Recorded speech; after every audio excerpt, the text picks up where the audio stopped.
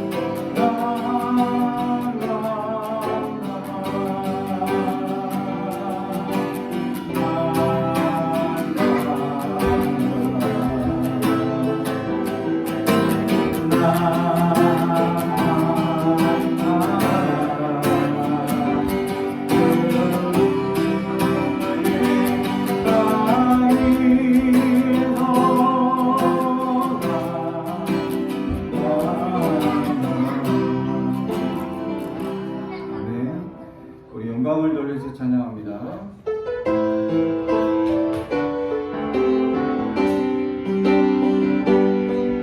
영광을 돌리세 우리가 이제 용기와 영광 영광다우 만방의 모든 지는 어때는 사랑이니 오직 하늘의 하나님 그 영광 가득히 아버지 영광을 돌리세 우리가 이제 우리와 영광 영광다우 만방의 모든 지는 어때는 사랑이니 오직 하늘의 하나님 그 영광 가득히 주님의 영광 온 나라 위에 주님의 영광 온 세계 위에 하늘에 계신 우리 아버지 영광 가득히 우리 주님 나라 영원하리라 우리 주님 뜻을 이루어주리라 오늘 영광을 영광을 돌리세 우리가 이제 우리 영광 영광다우 만방의 모든 지는 어때는 사랑이니 오직 하늘의 하나님 그 영광 가득히 주님의 영광 온 나라 위에 주님의 영광 온 세계 위에 하늘에 계신 우리 아버지 영광 가득히 우리 주님 나라 영원하리라 우리 주님 뜻을 이루어주리라 주님의 영광 주님의 영광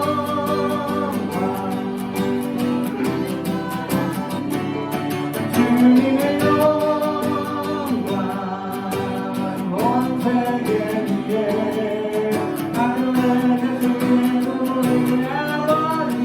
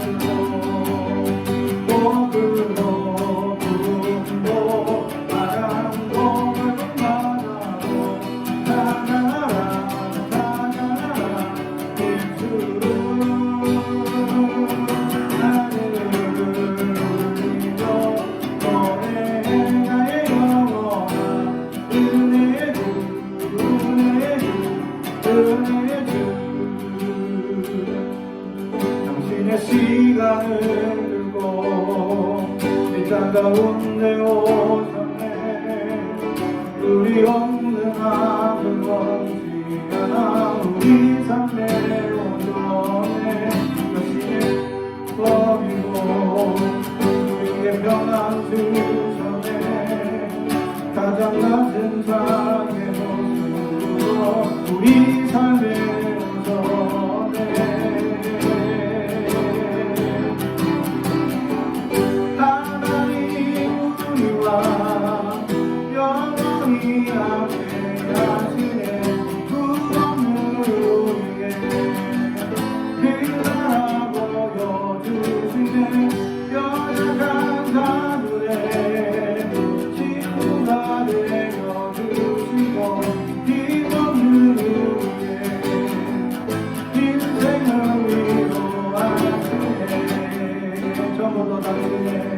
당신의 시간을 두고 식당 가운데 오셨네.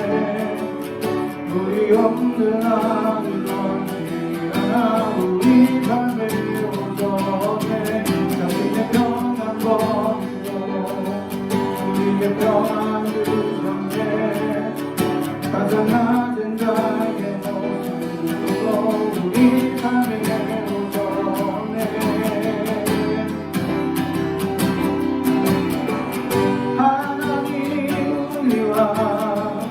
영원히 함께하시네.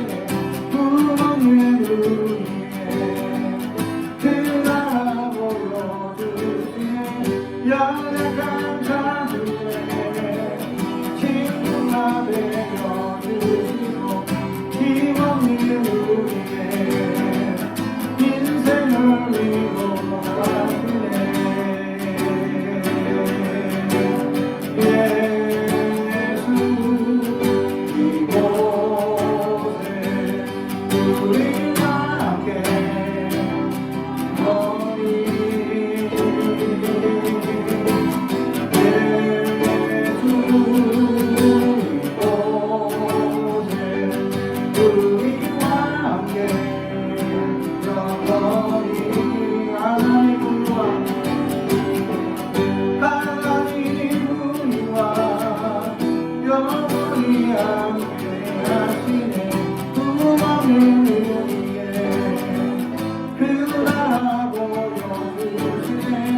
연약한 자들의 친구가 되어주시고 힘없는 우리의 인생을 위로하시네.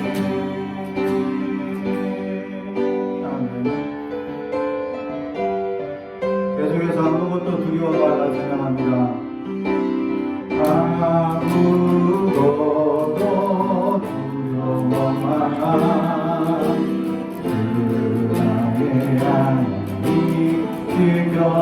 지켜주시네. 놀라지 마라. 겁내지 마라. 주님 나를 지켜주시네.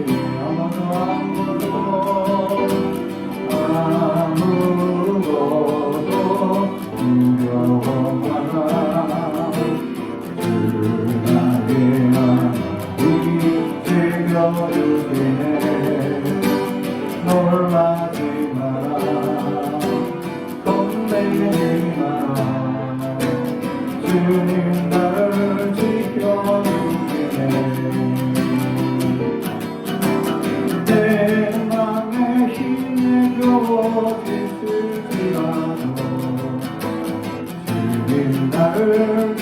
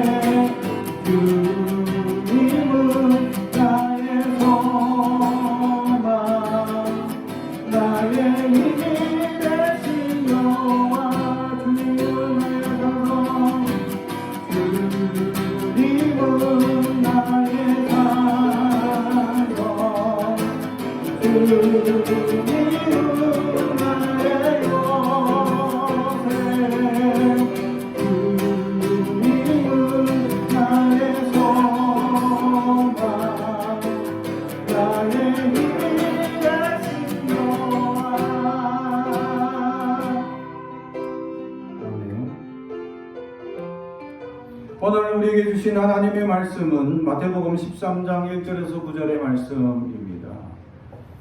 마태복음 13장 1절에서 9절의 말씀입니다. 하나님의 말씀을 경청해 주시기 바랍니다. 그날 예수께서 집에서 나가서 바닷가에 앉으실 때 큰 무리가 그에게로 모여들거늘 예수께서 배에 올라가 앉으시고 온 무리는 해변에 서 있더니 예수께서 비유로 여러 가지를 그들에게 말씀하여 이르시되 씨를 뿌리는 자가 씨를 뿌리러 나가서 뿌리를 새 더러는 길가에 떨어지매 새들이 와서 먹어버렸고 더러는 흙이 얕은 돌밭에 떨어지매 흙이 깊지 아니하므로 곧 싹이 나오나 해가 돋은 후에 타서 뿌리가 없으므로 말랐고 더러는 가시떨기 위에 떨어지매 가시가 자라서 기운을 막았고 더러는 좋은 땅에 떨어지매 어떤 것은 100배 어떤 것은 60배 어떤 것은 30배의 결실을 하였느니라. 귀 있는 자는 들으라 하시니라. 아멘. 우리 가슴에 손을 얹고 축복이 언어합니다. 나는 하나님의 사람입니다. 축복의 사람입니다.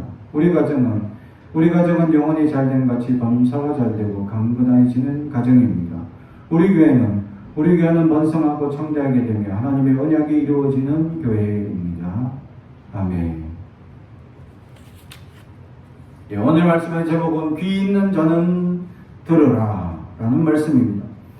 우리가 잘 알다시피 오늘 마태복음 13장은 비유장입니다. 비유가 상당히 많죠. 예수님께서 말씀하시면서 왜 비유로 말씀하셨을까? 이것이 첫 번째 우리가 던지는 질문입니다. 그냥 바로 말씀하시고 그냥 직설적으로 던져주시면 좋을 텐데 왜 비유로 말씀하고 있을까?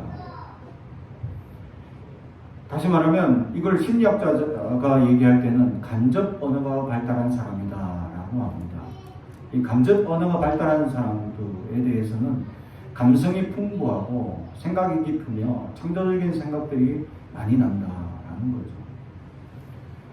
이 반대로 그러면 직설적인 사람들은 이 감정이 메마르고 직설적이고 옳다 그름만 평가함으로 말미암아 간접적인 사람들은 간접적 언어가 발달한 사람들은 감성이 풍부해서 온화하고 따뜻한 편이지만 직접적인 언어가 발달한 사람들은 이게 화가 많아요.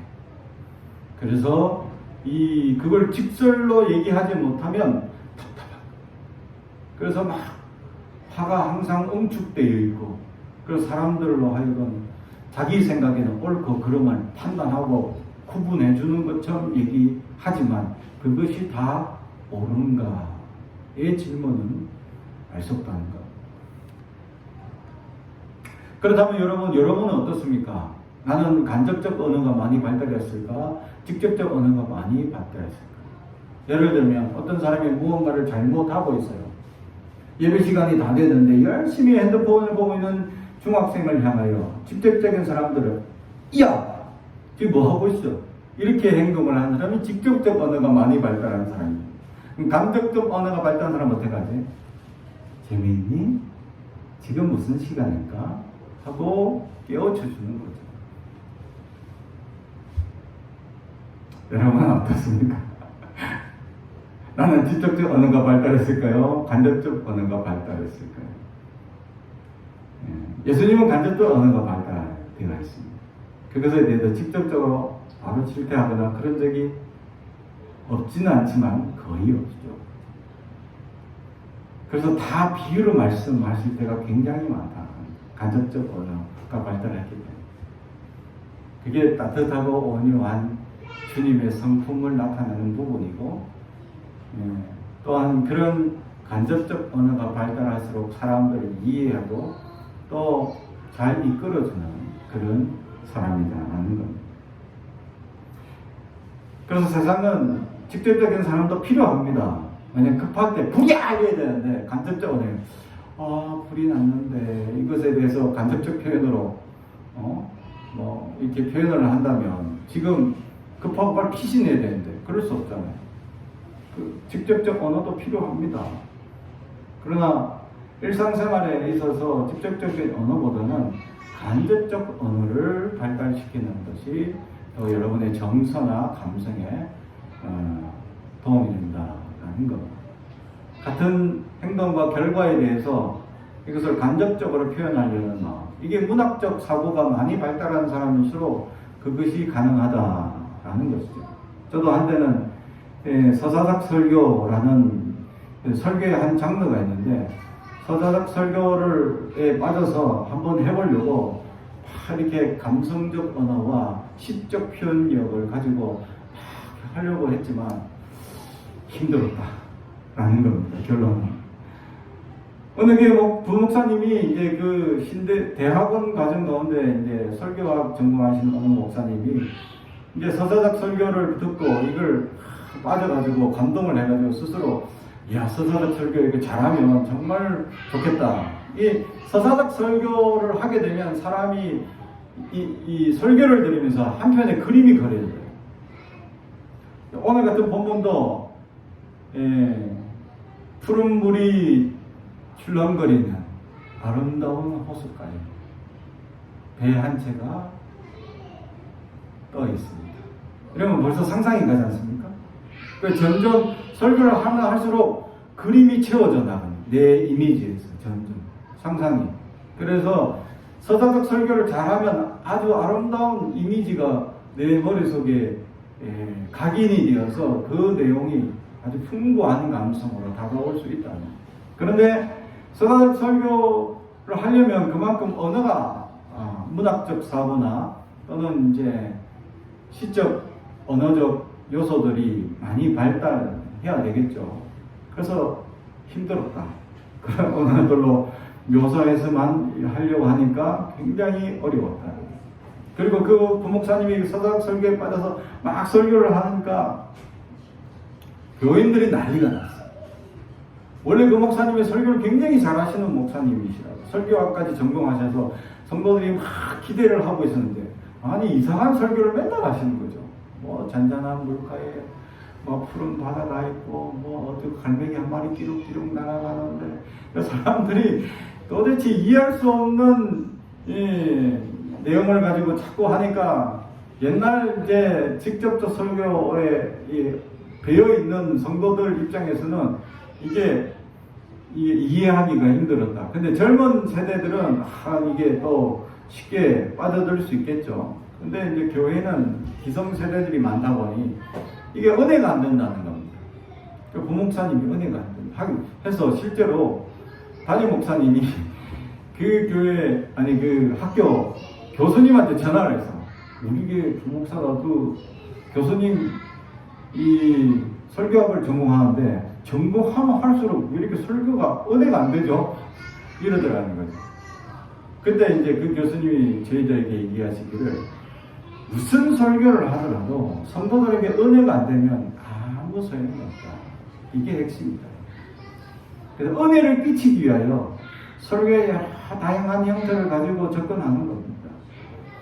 그래서 시화적, 또 서사적, 또 양식 비평적, 또 사회 비평적, 또 여러 가지 사전적, 여러 가지 요소들을 다 가져와서 이렇게 종합적인 예술의 장소가 바로 이 단이었다라는 거죠.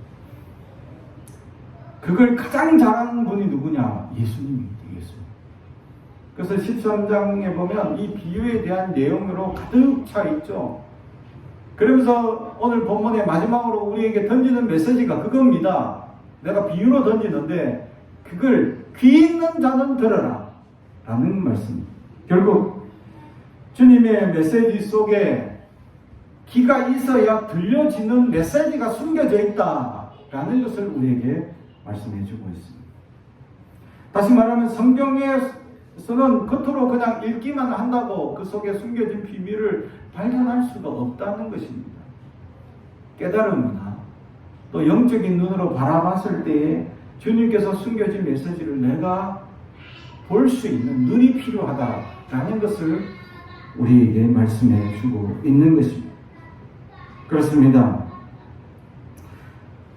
그래서 이 문서 비평적으로 봤을 때 어떤 분들은 이 예수님의 말씀 1인 본문 안에서는 단어 하나하나를 분해해서 왜 이 단어를 썼느냐, 왜 이 단어를, 수많은 똑같은 단어들이 있을 텐데 왜 하필 이 단어를 썼을까라는 분석을 하는 목사님도 봤습니다.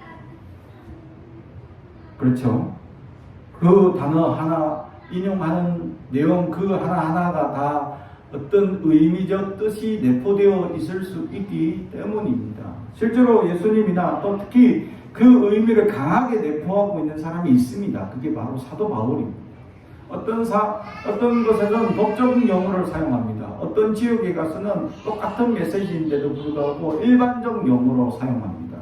그럼 법적 용어로 사용하는 것은 좀 지적 수준이 있고 또 지적 수준을 요구하는 지역에서는 그렇게 똑같이 그 지적 수준에 맞춰서 설교를 한다는 겁니다. 제가 장신대에 있을 때 어느 은퇴하신 목사님이 오셔서 이제 설교를 하시는데 하시기 전에 딱 한 말씀 하십니다. 오늘 내 설교를 알아들으면 여러분은 박사 이상의 이 지식을 가진 사람입니다.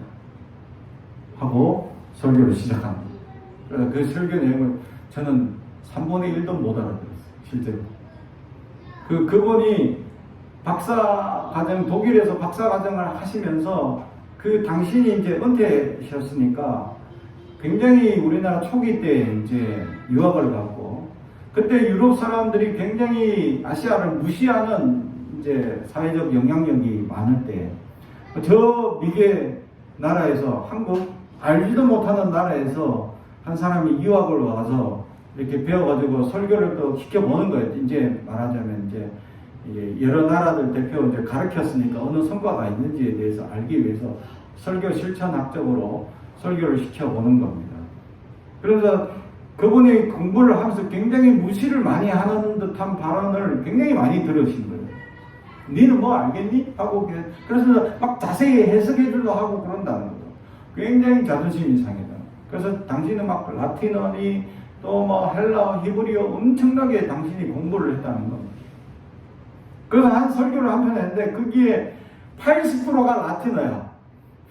그래서 이 학문적 용어, 라틴어가 80%가 섞인 이 용어를 가지고 설교를 하는데 나도 3분의 1을 밖에 이해를 못했어. 그 자리에 앉은 사람들 중에서 거의 뭐 절반 정도 이해했다면 대단한 수준이다 할 정도로 그래서 설교를 하시더라고요. 저희들 멍하니 어떤 내용, 어떤 부분들 이해할 뿐이죠. 그만큼 설교를 딱 하고 딱 내려오니까 거기 독일에 앉아있던 사람들이 가만히 있더니 일어서서 기립박수를 해줘요. 그 기립박수 한다는 것은 이미 그 설교를 3분의 2 이상은 알아들었다는 거예요. 그래서 굉장한 수준을 가지고 있고 그리고 한국 사람들의 지식 수준이 굉장히 놀랍다라는 평가를 해주더라는 거죠. 거의 한국 사람들이 유학을 하지 않는 시절에 이제 은퇴를 하신 지 한 10년 지나셨으니까 한국 초기 굉장히 오래된 목사님 중에 한 분입니다. 그분이 이제 그렇게 한국 사람을 무시하고 지적 수준이 낮지 않다는 것을 보여주고 싶었다라는 것이죠. 그래서 우리에게 그때 강조하시는 것이 공부해라. 공부. 학생들한테 제가 그때 공부. 그래야 무시당하지 않고 그래야 공부해. 제가 신학교 처음 입학했을 때 저희 클래스를 인도하시는 목사님, 교수님이 제일 먼저 하시는 말씀이 4가지를 얘기하시는데 제가 2가지인가 3가지밖에 기회가 안 납니다. 다른데 제가 첫 번째는 목사 되기 전에 사람이 되라. 두 번째는 학자가 되라. 공부해야 된다. 목사 되기 전에. 세 번째가 목사가 되라. 라는 거였어요. 그럼 목사 되기 전에 2가지를 먼저 해야 돼. 인간이 돼야 되고 인격적 수양이나 이런 거 덕망이니 수준이 돼야 된다는 것이고 두 번째는 학자가 되는, 공부를 많이 해야 된다. 왜냐하면 많은 교인들에게 지도를 하는 입장이기 때문이죠. 그리고 세 번째, 드디어 목사가 목양을 하는 거죠. 양떼를 이끄는 사람. 이처럼 예수님께서 이미 우리에게 하신 말씀을 쉽게 분석하거나 쉽게 이해하기가 어렵다라는 것을 보여줍니다. 그만큼 비유로 말씀하신 내용이 깊고 어렵다라는 것이죠. 그래서 오늘 본문은 귀 있는 자는 들으라 라고 말씀합니다. 근데 이 귀는 언제 들려지느냐? 오늘 1절에 보면 그날입니다. 그날. 1절 맨 앞에 보면 그날. 하나님의 음성이 들려지는 그때가 언제냐? 그날. 어느 순간이다. sometime. 어느 한 순간에 내가 바로 깨달아지고 말씀을 묵상하는 그 순간, 어느 한 순간에 주님의 그 메시지가 나에게 칼같이 다가와서 깨닫게 되고 놀라운 은혜를 깨닫는 그 순간이 될 수 있다라는 것이죠. 그날, 이 날이 중요한 주님의 메시지가 던져지는 그날, 주님의 은혜가 던져지는 그날을 기대하며 살아가라 라고 오늘 본문은 우리에게 말씀하고 있습니다. 사랑하는 성도 여러분, 그렇습니다.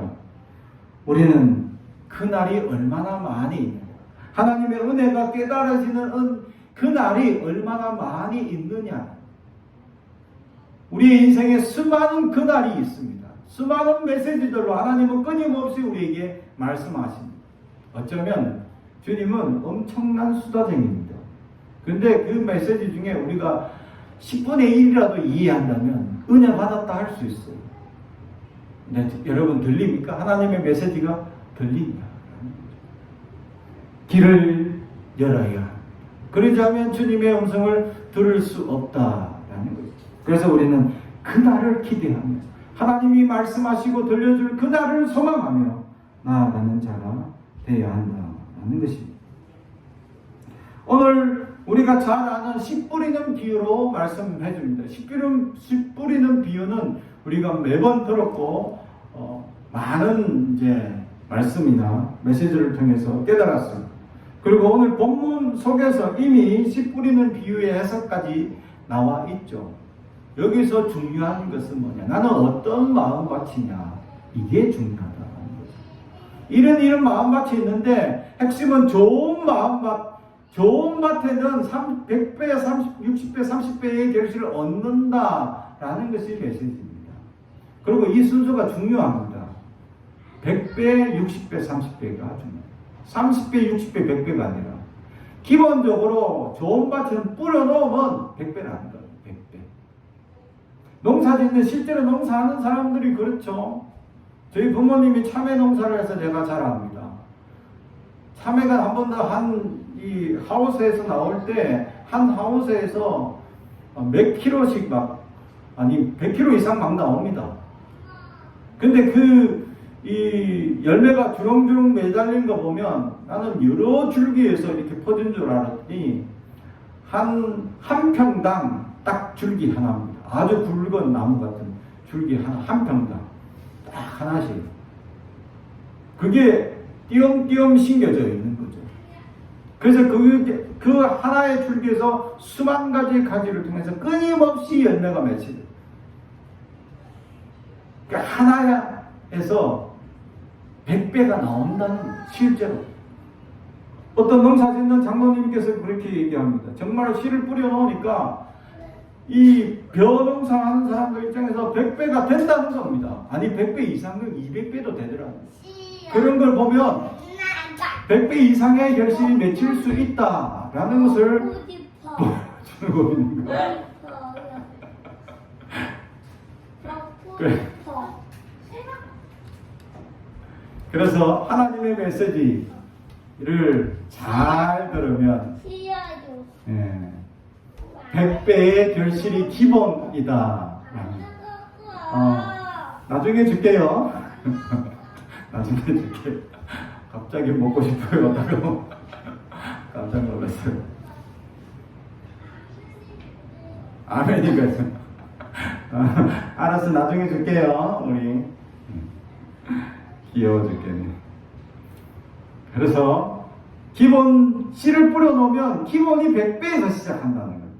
그래 제일 못해도 30배는 받는다. 이게 기본 요소다. 좋은 밭에서. 이게 좋은 밭에 대한 하나님의 축복이다라는 거죠. 그러면 우리의 마음밭이 돌짝밭과 가시떨기밭과 길가밭과 좋은 밭인데 나는 어떤 밭이냐를 알아야 한다라는 거죠. 다시 말해 하나님의 메시지를 들었을 때 주일마다 아멘 하나님 감사합니다 하고 깨달으면 이건 좋은 밭이에요. 그리고 메시지를 볼 때마다 이야 메시지 정말 마음에 와닿고 깨달음이 많다. 이건 정말 좋은 밭이죠. 근데 메시지를 들었는데 들을 때는 와 좋은데 금방 잊어버려. 그리고 그 말씀의 능력이 사라지고 소멸해. 쉽게. 들을 때는 보기는 보는데 이게 은혜가 되긴 돼요. 깨달아. 그러나 생활의 실천이 쉽게 되지 못하는 사람. 돌짝밭이라는 거. 그 어떤 사람은 은혜도 돼. 그리고 열매를 맺으려고 잘하긴 해. 그런데 너무 세상적 염려와 걱정에 마음에 빼앗겨서 이게 열매가 풍성하지 못하네. 이게 바로 가시떨기 마음입니다. 여러분 마음밭은 어떻습니까? 하나님의 메시지가 들려졌을 때 잘 들려지는 길가밭은 아예 메시지가 들려지지도 않는 사람은 뿌려놨는데 새들이 와서 다 쪼아 먹어버리니까 깨닫는 은혜도 없고 역사도 없고 소망도 없고 기대도 없고 그냥 습관처럼 나와버리는 우리의 연약한 신앙생활을 보여주고 있다는 것. 오늘 주는 중요한 메시지는 뭐냐? 이런 마음, 이런 밭에서 이런 열매들이 있는데 핵심은 좋은 밭이냐 아니냐겠죠. 근데 우리는 어떤 마음밭으로 살아가고 있는가? 그렇다면 어떻게 하면 좋은 밭이 될 수 있을까라는 것입니다. 그게 우리에게 핵심입니다. 길가밭 같이 금방 은혜는 많은데 생명력이 금방 소멸해버리는 그런 연약한 이 돌짝밭과 같고 또 가시떨기 염려와 세리 세상의 모든 걱정과 염려 때문에 쉽게 열매를 맺지 못하는 가시떨기 또는 말씀을 들어도 흘려듣는 길가밭 이런 마음밭인데 이걸 어떻게 하면 좋은 밭으로 변화시킬 수 있느냐. 오늘 메시지는 바로 그겁니다. 귀 있는 자녀들. 내 영혼의 길을 열으려고 노력해야 한다라는 것입니다.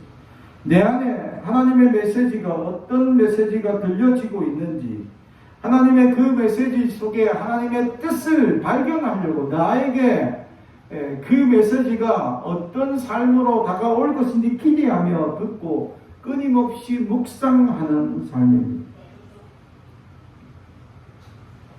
그렇습니다. 하나님께서 우리에게 메시지를 던져주실 때 이 메시지들이 내 안에 풍성한 열매를 맺을 수 있도록 내가 어떤 작업이 필요하겠죠. 그 작업이 뭐냐? 바로 오늘 로마서 8장에 보면 이런 말씀이 있습니다. 그러므로 그리스도 예수 안에 있는 사람들은 정죄를 받지 않습니다. 그러면 그것은 그리스도 예수 안에서 생명을 누리게 하는 성령의 법이 당신을 죄와 죽음의 법에서 해방해 주었기 때문입니다. 육신으로 말미암아 율법이 미약해져서 해낼 수 없었던 그 일을 하나님께서 해결하셨습니다. 곧 하나님께서는 자기 아들을 죄된 육신을 지닌 모습으로 보내셔서 죄를 없애시려고 그 육신에다 죄의 선고를 내리셨습니다. 그것은 육신을 따라 살지 않고 성령을 따라 사는 우리가 율법이 요구하는 바를 이루게 하려는 것입니다. 육신을 따라 사는 사람은 육신에 속한 것을 생각하나 성령을 따라 사는 사람은 성령에 속한 것을 생각합니다. 육신에 속한 사람은 죽음입니다. 그러나 성령에 속한 사람은 생명과 평화입니다. 육신에 속한 생각은 하나님께 품은 적대감입니다. 그것은 하나님의 법을 따르지 않으며 또 복종할 수도 없습니다. 육신의 매인 사람은 하나님을 기쁘게 해드릴 수 없습니다. 그러나 하나님의 영이 여러분 안에 살아계시면 여러분은 육신 안에 있지 않고 성령 안에 있습니다. 누구든지 그리스도의 영이 없으면 그리스도의 사람이 아닙니다. 또한 그리스도께서 여러분 안에 살아계시면 여러분의 몸은 죄 때문에 죽은 것이지만 영은 의 때문에 생명을 얻습니다. 길을 열 수 있는 비결은 그리스도. 내 안에 그리스도가 살아계시면 내가 들으려 하는 육신의 귀가 아니라 내 안에 주님의 귀가 나를 울리기 시작합니다.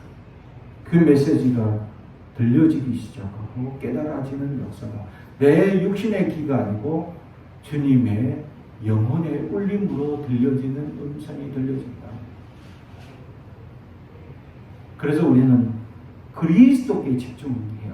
성령이 내 안에서 주인 될 수 있도록, 성령이 나의 삶을 주관할 수 있도록, 성령의 소욕이 주님의 메시지 속에 숨겨진 비밀이 무엇인지 깨닫게 하실 수 있도록 우리는 성령이 충만한 사람이 될 수 있어야 하는데, 그것은 성령을 날마다 사모하고 나의 잘못을 관찰해서 떨쳐버리는 노력들이 필요하고, 주님 앞에 사죄의 용서,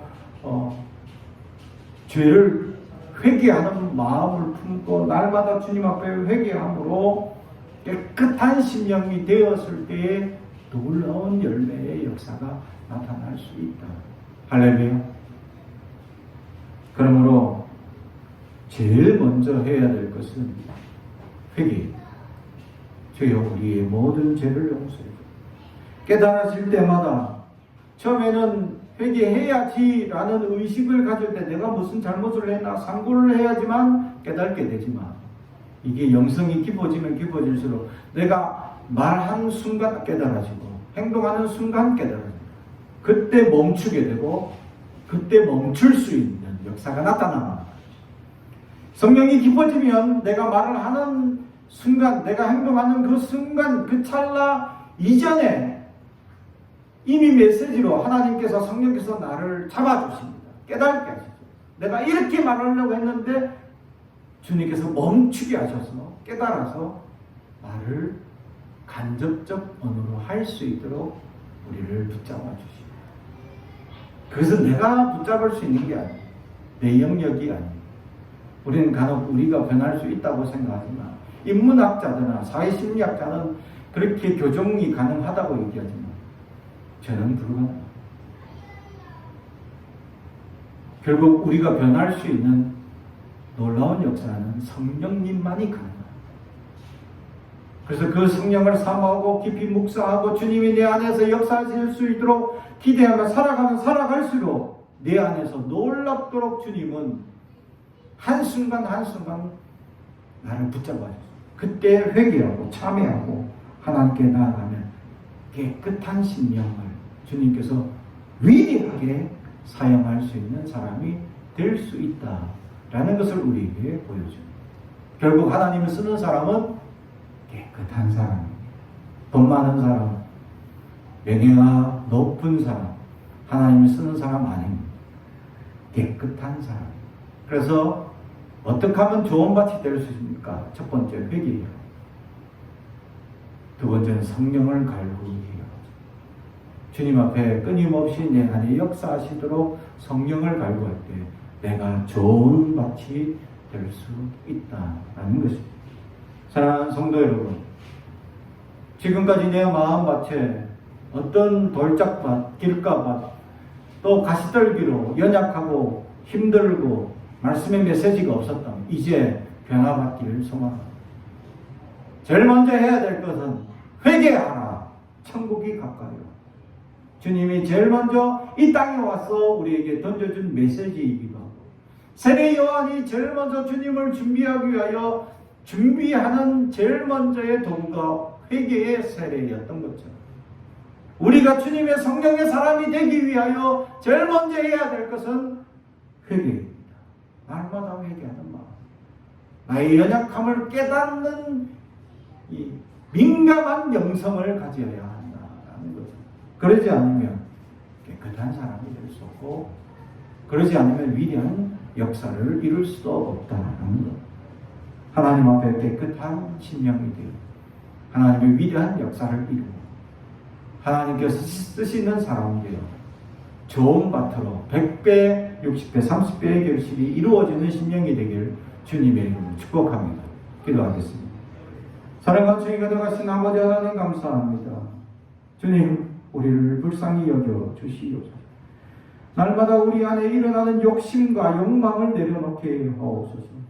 날마다 주님 앞에 잘못된 언어적 행실 용서하여 주시옵소서.